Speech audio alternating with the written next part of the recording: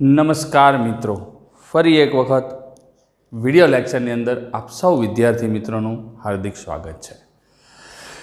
मित्रों, तमे जाणो छो ए प्रमाणे प्रकरण नंबर 2 संबंध अने विधेय एनी आपणे चर्चा करीए छीए। अत्यारे 2.1 अने 2.2 आनी वात पूरी करी छे। એટલે આ પ્રકરણમાં કાર્તજીય ગુણાકાર અને સંબંધ અને સંબંધ ઉપરથી પ્રદેશ, સહપ્રદેશ અને વિસ્તાર અને એની કિરણ આકૃતિ આ કેવી રીતે કરાય, આના દાખલાઓ કેવી રીતે ઉકેલાય એ વાતની આપણે સંપૂર્ણ ચર્ચા આગલા વિડીયો લેક્ચરમાં કરેલી છે। આજે એનાથી આગળ વાત કરવાની છે। एक विशिष्ट प्रकारनो संबंध आज आपणे शीखवानो छे। हाँ, विशिष्ट प्रकारना संबंधनी ज वात करूँ छूँ। संबंध एटले शुं एनी आपणे चर्चा आवी रीते करी हती कि जो A not equals to 5, B not equals to 5, तो A क्रॉस B ना कोईपण उपगणने A थी B नो संबंध कहे छे। बराबर, आनी आपणे चर्चा व्यवस्थित रीते करी थी। पहलो घटक जे छे एने प्रदेश कहीए छे। ए क्रॉस बी में आपणे आवी रीते लखीए, ए क्रॉस बी बराबर तमाम क्रमयुक्त जोड़ A B, A belongs to A अने बी बिलोंग्स टू बी। तो आ ए जे छे ए प्रदेश छे अने बी जे छे ए विस्तार छे। आ स्पष्ट समझण मैं तमने लास्ट विडियो लेक्चर में आपेली छे। आजे एक विशिष्ट प्रकारनो संबंध अने आपणा आ चेप्टरनो एक अलग टॉपिक जेने विधेय कहे छे एनी आज आपणे चर्चा करवानी छे। विधेय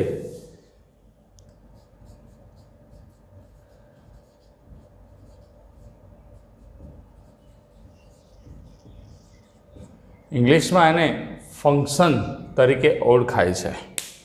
मित्रों, આજે આપણે अलग अलग प्रकारना विधेयोનો अभ्यास करवानो छे। तमारी टेक्स्टबुक में पेज नंबर 38 थी मैं तमने वाँचवानुं कीधुं हतुं कि अलग अलग प्रकारना जे विधेयो छे, मानांक विधेय, चिन्ह विधेय, पूर्णांक भाग विधेय, आ विधेयोने आज आपणे बरोबर समजवाना छे।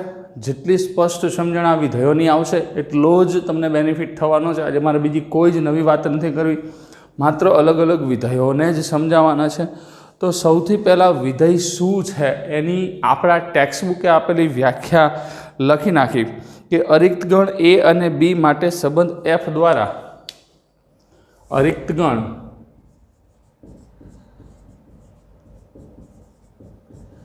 ए अने बी माटे टेक्स्टबुकनी व्याख्या है संबंध एफ द्वारा कोईपण बे अरिक्त गण होय ए अने बी एना माटे टेक्स्टबुक में ध्यान आपशो। एमां पण व्याख्या बहुत सुंदर लखी है। हूँ तमने बीजी एक व्याख्या आपू छूँ विधेयनी ते, पण पहला टेक्स्टबुकनी व्याख्याने आपणे समजवी पड़शे।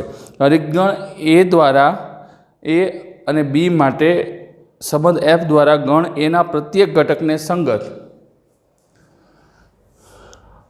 गण ए ना प्रत्येक घटक ने संगत गण ए ना दरेके दरेक घटक, एक पण घटक बाकी राखवानो नथी। गण ए ना प्रत्येक घटक ने संगत गण बी में अनन्य प्रतिबिंब मळे। घटक ने संगत गण बी में अनन्य प्रतिबिंब मळे। एटले के अनन्य प्रतिबिंब आपणे संबंधनुं ज्यारे वात करी हती कि ए बी सी होय, अहींया 1 2 3 होय तो ए ने आम होय तो ए नु प्रतिबिंब 1 छे एम कहेवाय संबंध आर हेठळ। बराबर छे। पछी बी साथे 3 होय तो बी नु प्रतिबिंब 3 छे, सी साथे 2 होय तो सी नु प्रतिबिंब 2 छे, संबंध आर हेठळ। हवे ए ज वस्तु आपणे विधेयनी अंदर समजवानी छे, विधेयनी अंदर चकासवानी छे। अनन्य प्रतिबिंब मळे तो आ संबंध एफ ने ए थी बी नु विधेय कहेवाय छे। तो आ संबंध एफ ने ए थी बी नु विधेय कहे छे। तेने एफ ए थी बी વડે દર્શાવાય. બરાબર. આ જે વ્યાખ્યા છે એ આપણને ટેક્સ્ટબુકની અંદર આપેલી છે, તમે સમજી શકો છો. હવે હું આ વ્યાખ્યા બીજા શબ્દોમાં કહું છું. બરાબર છે. હવે આ જે છે ને એ મેથેમેટિકલ વર્ડ્સ છે. તમે સમજો કે અરેખ ગણ એ અને બી માટે સંબંધ એફ દ્વારા, એટલે આ બીજું કંઈ નથી, માત્ર અને માત્ર એક સંબંધ જ છે. ગણ એના પ્રત્યેક ઘટકને સંગત ગણ બીમાં અનન્ય પ્રતિબિંબ મળે તો આ સંબંધ એફને એથી બીનું વિધેય કહે છે. સંબંધ અને વિધેયમાં પહેલાં તો ડિફરન્સ શું છે એ આપણા મગજની અંદર ક્લિયરલી સેટ થઈ જવો જોઈએ. એ સેટ થઈ ગયા પછી જ આપણે એની પ્રોસેસ આગળ વધારી શકીએ. એ પહેલાં એની પ્રોસેસ આગળ વધારી શકતા નથી. પણ હજી એક નવી વ્યાખ્યા હું તમને આની આપું છું. a not equals to 5, b નોટ ઇક્વલ્સ ટુ 5 તથા f subset a cross b f not equals to 5 તો અનન્ય. તો એવરી પ્રત્યેક લખીએ, ગુજરાતીમાં લખીએ, પ્રત્યેક x બિલોંગ્સ ટુ a ને સંગત અનન્ય ક્રમયુક્ત જોડ xy બિલોંગ્સ ટુ f જ્યાં y બિલોંગ્સ ટુ b મળે તો f a થી b વિધેય છે તેમ કહેવાય. આ બીજી વાત. વ્યાખ્યાના દરેક શબ્દને સમજીએ. મેથેમેટિકલ વ્યાખ્યા તમને અહીંયા લખી છે, અનન્ય પ્રતિબિંબ મળે, અને એને ઉપરથી જે મેં વ્યાખ્યા બનાવી છે કે એ પણ તમને શાબ્દિક સમજૂતીથી જ વ્યાખ્યા 25-50% ખબર પડી જાય, એ ઇન્ટેન્સથી આપણે એ વ્યાખ્યા બનાવેલી છે. હવે એ અને બી અરિક્ત ગણ ઉપરથી જ આ વાત બનાવી છે. આના ઉદાહરણ પણ તમને લઈને સમજાવું છું, પણ એટલી બધી ઉતાવળ નથી કરવી જેથી કરીને આ જે ટૉપિક છે એ મિક્સ થઈ જાય. એકદમ ધીમે ધીમે શાંતિથી, કોઈ જલ્દી નથી, કારણ કે અગત્યનો ટૉપિક છે. આગળ પણ આના આપણે બહુ જ ઉપયોગી લેવાનો છે. જો એફ એ થી બીનું વિધેય હોય તો એ બી બિલોંગ્સ ટુ એફ થાય. તો એફ ઓફ એ બરાબર બી.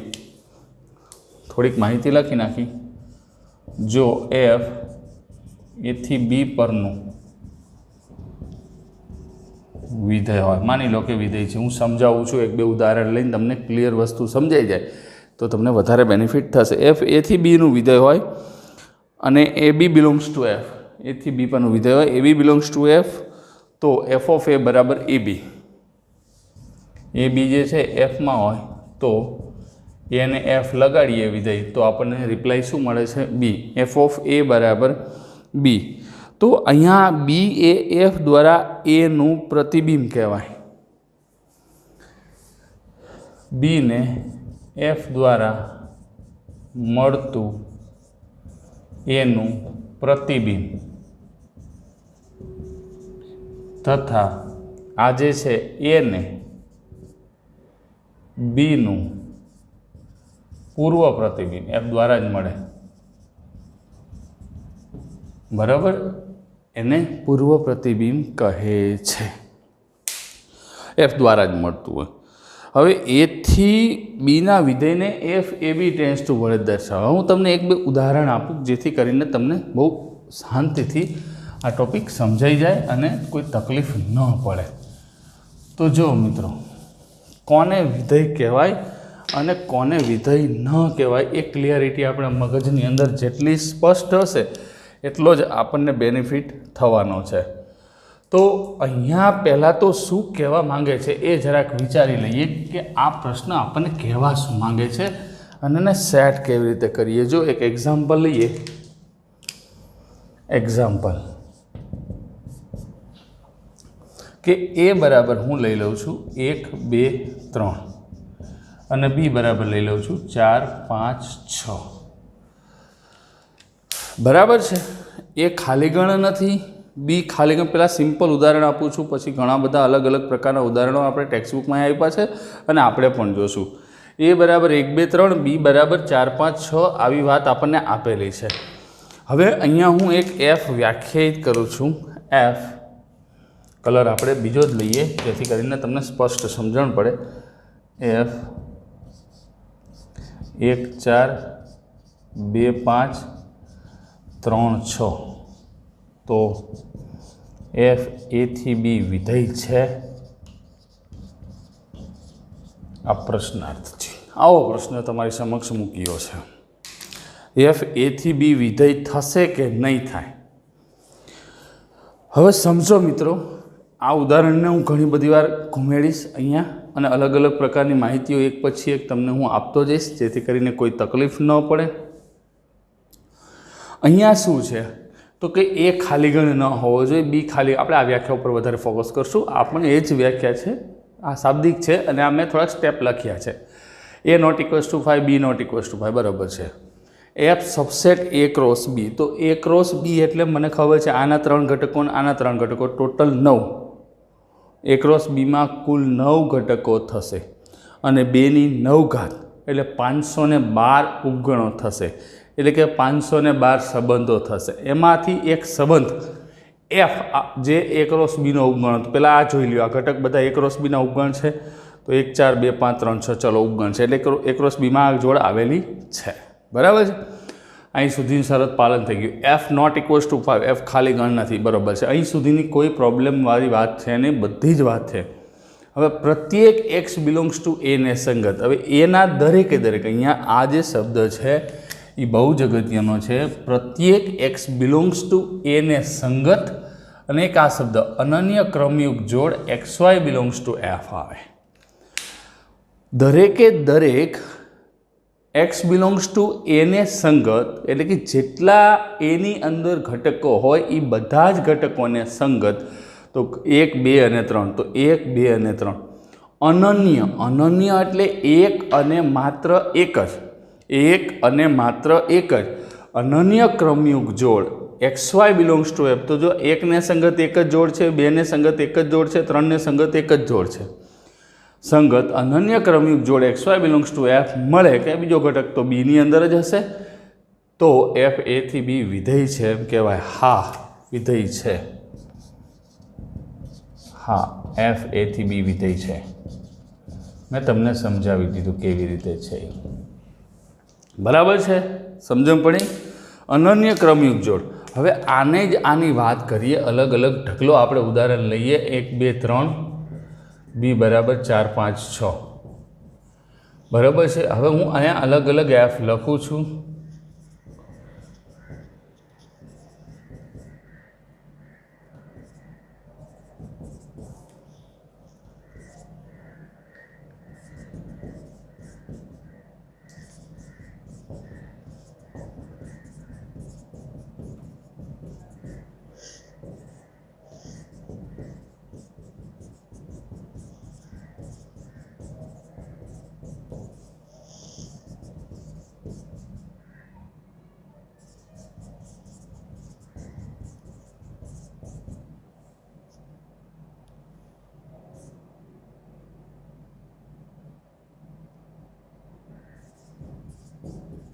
બરાબર છે. હવે અહીંયા મેં અલગ અલગ પ્રકારના સંબંધો લખ્યા છે. બહુ ધ્યાનથી રાખજો. આ વ્યાખ્યાને બહુ સ્પષ્ટ રીતે સમજણ મળી જાય, તમને એકદમ પરફેક્ટ સમજાઈ જાય. એ હેતુથી, એ ઇન્ટેન્સથી તમને મેં પુષ્કળ ઉદાહરણ આપ્યા છે. કારણ કે મારા નેચર પ્રમાણે, મારી ભણાવવાની ટેકનિક પ્રમાણે હું વ્યાખ્યાને જ એટલું ફોર્સ આપું છું કે જેથી કરીને એને કનેક્ટેડ કોઈ પણ ક્વેશ્ચન સરળતાથી ઉકેલી શકાય. એનું કારણ છે મિત્રો, તમને સમજાવું કે જો તમે વ્યાખ્યા પરફેક્ટ પાકી કરી હશે તો બેનિફિટ શું થશે કે વ્યાખ્યા ક્યારેય બદલવાની નથી. વ્યાખ્યા 10 12 ન આવે, વિધેયની વ્યાખ્યા એક આવે, પણ એને કનેક્ટેડ ક્વેશ્ચન 12 નહીં 1200 ક્વેશ્ચન એ બની શકે. પણ જો તમે વ્યાખ્યાને બરોબર સમજેલા હોય, વ્યાખ્યાને બરોબર મગજમાં ગોઠવી હોય તો આગળ ઉપર કંઈ પ્રોબ્લેમ રહેતો નથી. તો જુઓ, હવે અહીંયા મેં તમને સ્પષ્ટ વાત સમજાવી હતી. એફ નોટ ઇક્વલ્સ ટુ 5 એનો સબસેટ છે, બધું બરોબર છે. હવે અહીંયા જોઈએ, એ અને બી અરિક ગણ છે, વ્યાખ્યાના શબ્દો ઉપર ચાલશું. હવે અહીંયા જુઓ 1 6 2 4 3 6 એટલે સબસેટ છે. એફ નોટ ઇક્વલ્સ ટુ 5 છે. તો આ જે છે એ વિધેય થશે. તો જો વ્યાખ્યા શું કહે છે, બહુ ધ્યાનથી સમજજો મિત્રો, કે પ્રત્યેક એક્સ બિલોંગ્સ ટુ એ ને સંગત. હવે એક્સ બિલોંગ્સ ટુ એ એટલે કે 1, 2 અને 3. તો 1, 2 અને 3 પ્રત્યેક એક્સ બિલોંગ્સ ટુ એનો ઉપયોગ થઈ ગયો. સંગત અનન્ય ક્રમયુગ જોડ. અનન્ય એટલે 1 સાથે 6 છે, 2 સાથે 4 છે, 3 સાથે 6 છે. અનન્ય ક્રમયુગ જોડ મળે છે, માટે એફ બી વિધેય કહેવાય. હા, આ વિધેય છે. હા, વિધેય છે. પ્રશ્ન મગજમાં ઉત્પન્ન થયો, સાહેબ અહીંયા 6 હે ને અહીંયા 6 હે, અનન્ય ક્યાં કહેવાય? બહુ ધ્યાનથી મેં અહીંયા જે 4 ઉદાહરણ મૂક્યા છે સમજી વિચારીને જ મૂક્યા છે, આડેધડ નથી મૂક્યા. કારણ કે આ વિધેયના રસ્તામાં તમે આગળ ચાલશો એટલે જે જગ્યાએ તમને પ્રોબ્લેમ થાય છે, જે તમારા પ્રશ્નો ઊભા થશે, એ બધા જ પ્રશ્નોનું નિવારણ આ 4 ઉદાહરણની અંદર છે. 4 અલગ અલગ રીતે અલગ અલગ પેટર્નથી મેં મૂકેલા છે. એટલે શાંતિથી પહેલાં સમજશું. સાહેબ તમે એક બાજુ એમ કહો છો અનન્ય ક્રમયુગ જોડ, તો આ ક્યાં અનન્ય છે? તો મિત્રો મેં અહીંયા વ્યાખ્યામાં લખ્યું છે એક્સ બિલોંગ્સ ટુ એ ને સંગત. મારે બીનો ઘટક 1 વાર આવે, 2 વાર આવે કે 3 વાર આવે એની હારે કોઈ લેવા દેવા નથી. પ્રદેશનો આ જે છે એફ એ થી બીનો, એના પ્રદેશની વાત જે છે એ પ્રદેશની ઘટકની કિંમત માત્ર અને માત્ર એક જ વાર આવવી જોઈએ. તો 1 1 વાર છે, 2 1 વાર છે, 3 1. કદાચ હું તમને આમ લખી દઉં 1 6, 2 6 અને 3 6, તો પણ મિત્રો આ વિધેય થાય જ. કારણ કે પ્રદેશનો ઘટક 1 1 વાર જ આવ્યો છે. જો પ્રદેશના દરેક ઘટકને સંગત અહીંયા લખશું આપણે એફ એ થી બીમાં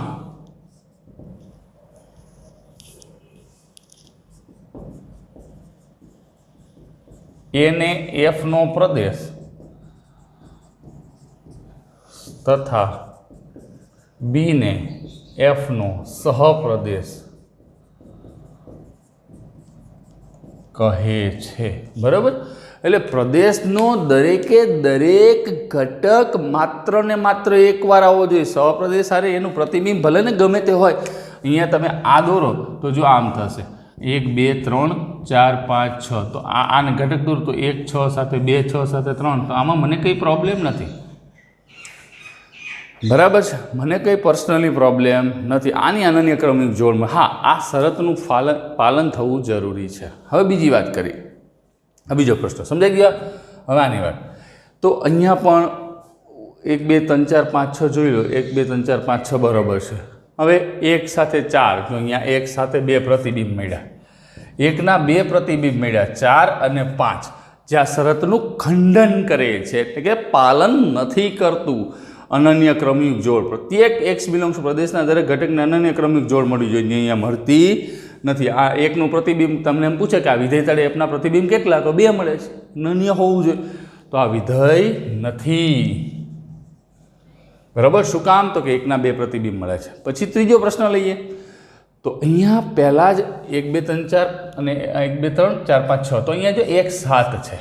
તો અહીંયા આ જે શરતનું છે મેં દરેક વસ્તુને સમજી વિચારીને મૂકી છે. F subset A cross B હોવો જોઈએ. A ક્રોસ Bનો ઉપગણ તો હોવો જોઈએ ને. તો અહીંયા A ક્રોસ Bનો ઉપગણ છે નહીં, માટે આ વાત વિધેય થવાની નથી.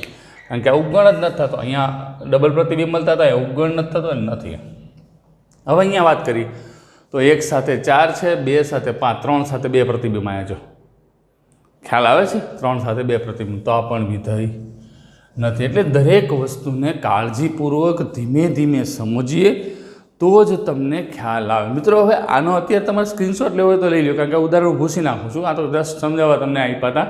એનું કારણ છે કે તમારે હજી વિધેયની વ્યાખ્યા સ્પષ્ટ કરવી હોય તો પાછો વારંવાર આટલી વસ્તુ જોજો. મેં દરેક ખાડો સમજાય. એક આ નથી લીધું એફ નોટ ઇક્વલ્સ ટુ 5. અહીંયા એફ બરાબર આમ ખાલી ગણાય હોય તો વિધેય થવાનો નથી, કારણ કે નોટ ઇક્વલ્સ ટુ 5 હોવો જોઈએ. રેડી? તો આટલી વસ્તુ મગજની અંદર રાખશું.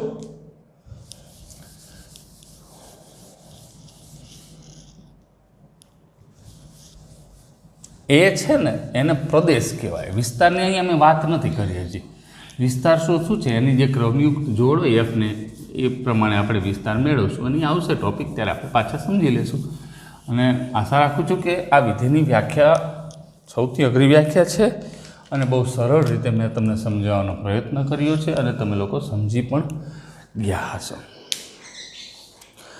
એટલે પ્રતિબિંબ, પૂર્વ પ્રતિબિંબ, ઇમેજ, પ્રી ઇમેજ, આ બધી જ વસ્તુને મહત્ત્વ આપવું પડે અને ત્યારે જ આપણને આગળ વાત મળે. હવે કેટલાક અગત્યના વિધેયો, ઇમ્પોર્ટન્ટ ફેક્ટ્સ અને તેમના આલેખો, કેટલાક વિધેયો અને તેમના આલેખોની ચર્ચા આપણે કરવાની છે.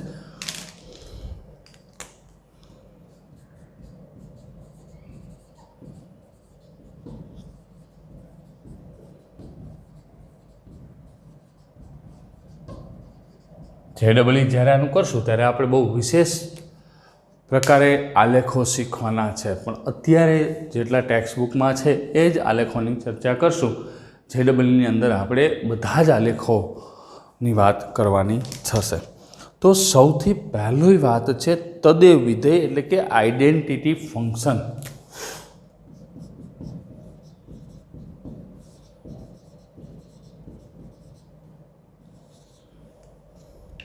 આની બહુ જરૂર પડશે મિત્રો.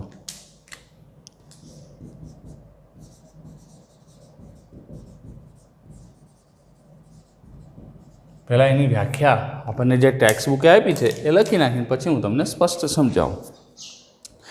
જો આર એ વાસ્તવિક સંખ્યાનો ગણ હોય, જો આર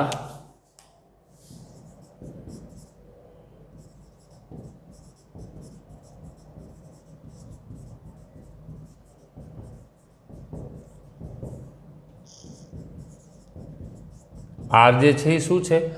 વાસ્તવિક સંખ્યાઓનો ગણ હોય તો પ્રત્યેક x બિલોંગ્સ ટુ આર માટે,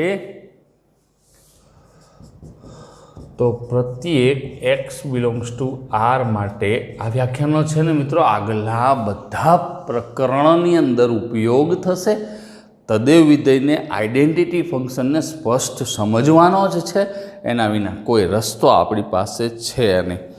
પ્રત્યેક x બિલોંગ્સ ટુ આર માટે એફ આરથી આર વાય બરાબર એફ ઓફ એક્સ બરાબર એક્સ દ્વારા વ્યાખ્યાયિત વિધેયને એફ આરથી આર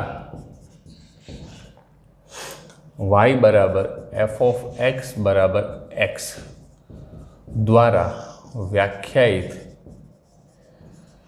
વિધેયને તદેવ વિધેય કે એકમ વિધેય કહે છે. હવે બહુ મસ્ત વ્યાખ્યા છે, કારણ કે આમાં શું છે કે ગુણાકારનો એકમ ઘટક કયો છે? એક છે ને, આપણને ખબર છે. સરવાળાનો તો કે એ પણ આપણને ખબર છે મિત્રો. હવે અહીંયા એ જે એકમ ઘટકો, ગુણાકારનો તટસ્થ ઘટક, એકમ ઘટક એક લીધો, એનો કોઈ પણ સંખ્યા સાથે ગુણો તો જવાબ એ જ આવે. એમ અહીંયા વિધેયોની દુનિયામાં આપણા માટે એકમ વિધેય, આ એકમ વિધેય છે, જેને તદેવ વિધેય પણ આપણે કહીએ છીએ, આઈડેન્ટિટી ફંક્શન પણ કહેવાય છે, એ એટલો જ અગત્યનો છે. પહેલાં એ વ્યાખ્યાયિત તે રીતે થાય છે એ વાત, એફનો પ્રદેશ અને વિસ્તાર બંને આર જ હોય. જો અહીંયા આનો આલેખ જ્યારે દોરવાની વાત થાય,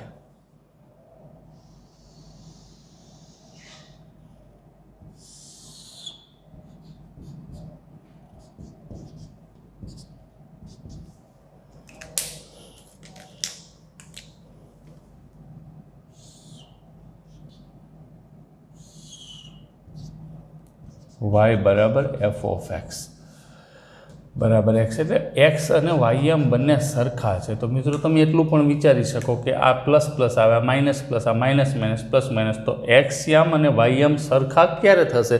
તો કે પ્રથમ અને ત્રીજા ચરણમાં થશે.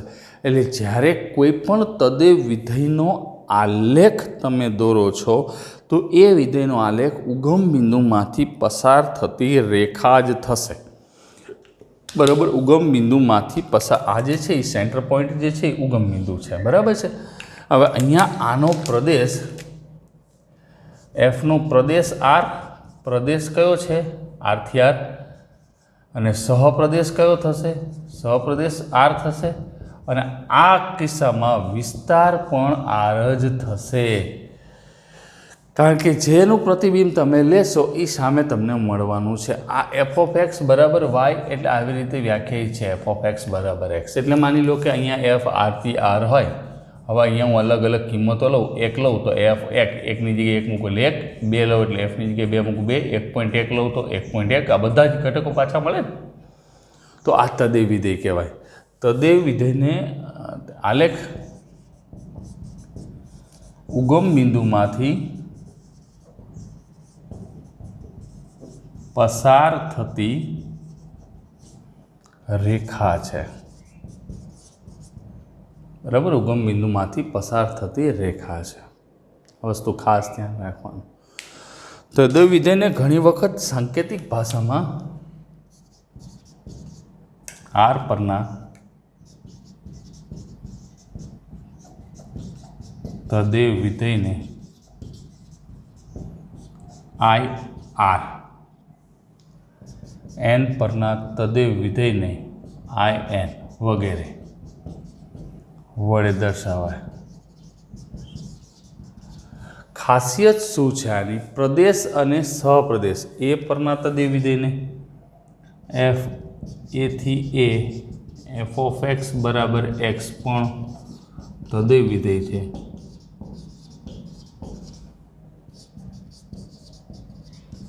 તેને આઈ એ વડે દર્શાવાય. ઉપરની વાત ફરીથી લખી છે. તદેવ વિધેયની જ્યારે વાત કરવામાં આવે, જ્યારે એની ચર્ચા કરવામાં આવે, ત્યારે આ વાત તમારા મગજની અંદર ફિક્સ થઈ જવી જોઈએ મિત્રો, કે તદેવ વિધેયમાં પ્રદેશ અને સહપ્રદેશ પહેલાં તો હરખા જોઈ, સમાન જોઈ, પછી જ આગળ આપણે એની વાત કરી શકીએ છીએ. નહીં તો તદેવ વિધેયની વાત થતી જ નથી, તદેવ વિધેય આગળ વધતો જ નથી. બરાબર છે? પ્રદેશ સહપ્રદેશ હંમેશા સમાન હોય. બરાબર? અને વિધેય બે વસ્તુ મગજમાં રાખવાની છે કે પ્રદેશ સહપ્રદેશ સમાન હોય. આ ઉપરના શબ્દો તો છે જ, પણ આ ખાસ પ્રતિબિંબ પૂર્વ પ્રતિબિંબ બંને સમાન હોય. એટલે હું લખતો નથી આ પ્રદેશ સહપ્રદેશ સમાન, એની ખાસિયત છે. અને આલેખ ઉગમ બિંદુમાંથી પસાર થતી રેખા જ હોય, બીજું કંઈ ન હોય. અને આઈડેન્ટિટી ફંક્શન અથવા તો તદેવ વિધેય કહે છે. સમજાઈ ગઈ વાત આખી? તદેવ વિધેયની ખાસિયત આર વડે દર્શાવાય છે. ઉગમ બિંદુમાંથી પસાર થતી રેખા છે. પ્રદેશ અપ્રદેશ સરખા હોય અને વ્યાખ્યાયિત કેવું થાય? એફ ઓફ એક્સ બરાબર એક્સ. બધું જ આવી ગયા અંદર. બીજી વાત, અચળ વિધેય, કોન્સ્ટન્ટ ફંક્શન.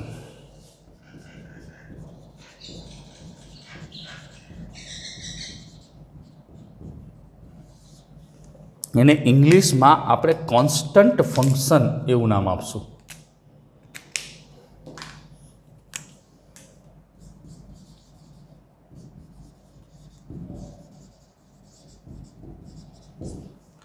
બરાબર? અચળ વિધેય, કોન્સ્ટન્ટ ફંક્શન. જેમ તદેવ વિધેયની વાત કરી એવી જ રીતે આપણે અચળ વિધેયની ચર્ચા પણ કરવાની જ છે. જો સમજો અચળ વિધેય શું છે. સી કોઈ અચળ હોય તથા પ્રત્યેક એક્સ બિલોંગ્સ ટુ એક માટે, સી કોઈ અચળ હોય તથા દરેકે દરેક, પ્રત્યેક શબ્દને ઊંધો એ વડે પણ દર્શાવી શકાય છે. પ્રત્યેક એક્સ બિલોંગ્સ ટુ આર માટે વાય બરાબર એફ ઓફ એક્સ બરાબર સી. પ્રત્યેક એક્સ બિલોંગ્સ ટુ આર માટે વાય બરાબર એફ ઓફ એક્સ બરાબર સી. આમ લખ્યું છે. જો વાય બરાબર એફ ઓફ એક્સ બરાબર સી દ્વારા વ્યાખ્યાયિત વિધેય એફ આરથી આરને દ્વારા વ્યાખ્યાયિત વિધેય એફ આરથી આરને અચળ વિધેય એટલે કે કોન્સ્ટન્ટ ફંક્શન અચળ વિધેય કહે છે. બરાબર? એફ આરથી આરને આ ટેક્સ્ટબુકની બધી વ્યાખ્યાઓ છે. ટૂંકમાં તમારે જો લખવું હોય ને તો આને આમ લખી શકો મિત્રો, એફ આરથી આર એફ ઓફ એક્સ બરાબર સી, જ્યાં સી અચળ. આ અચળ વિધેય છે. અહીંયા કેવું હતું કે અહીંયા આરના અલગ અલગ ઘટક, અહીંયા 2 લઉં તો 2 મળે, 3 લઉં તો 3 મળે. વિધેય લગાડ્યું કહેવાય. શું કહેવાય? એપ્લાય કર્યું કહેવાય. વિધેય આપ્યું કહેવાય. વિધેય એપ્લાય કર્યું, વિધેય લગાડ્યું, આ બધા સમાન શબ્દો જ છે. બરાબર છે? અહીંયા પણ આનો આલેખ દોરવાનું વિચારીએ તો જો સમજો,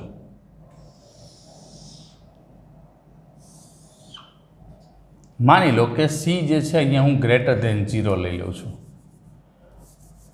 જ્યાં સી ગ્રેટર દેન 0 અચળ.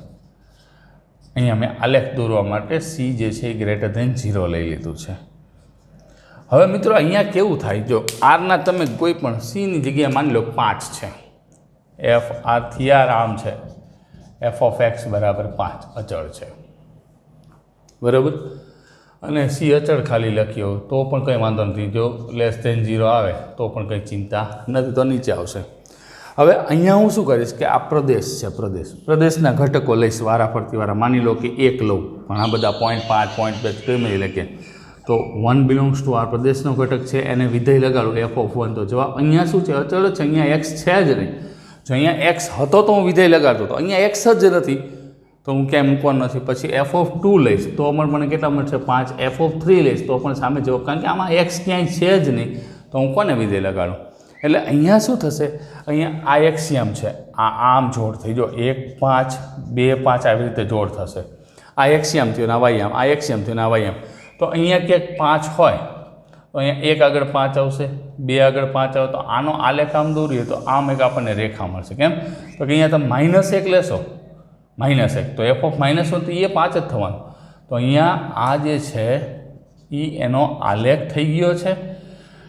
એફ ઓફ એક્સ બરાબર સી ગ્રેટર દેન 0 માટેની વાત મેં અહીંયા કરી છે. જો લેસ દેન 0 આવે તો અહીંયા નીચે કરી શકાય છે, બરાબર છે. આ સ્પષ્ટ સમજણ તમને આપી, ટૂંકમાં વિધેય લગાડતા જઈએ એટલે આપણને આઈડિયા આવતો જાય અને ખબર પડતી જાય,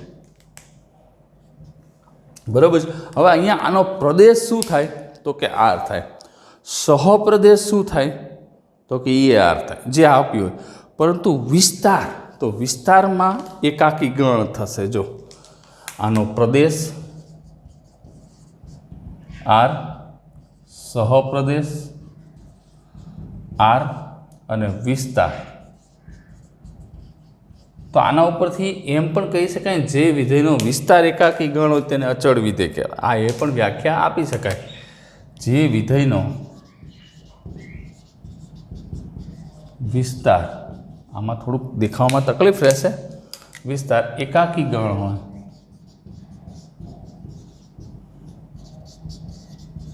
તેને અચળ વિધેય કહે છે, બરાબર છે. એનો આલેખ પણ તમારી સમક્ષ આપણે મૂકી દીધો છે, બરાબર છે.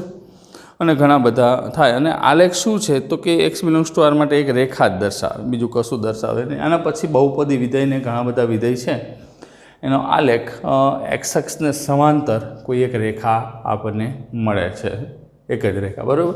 મિત્રો આનો સ્ક્રીનશોટ લઈ લ્યો પહેલાં.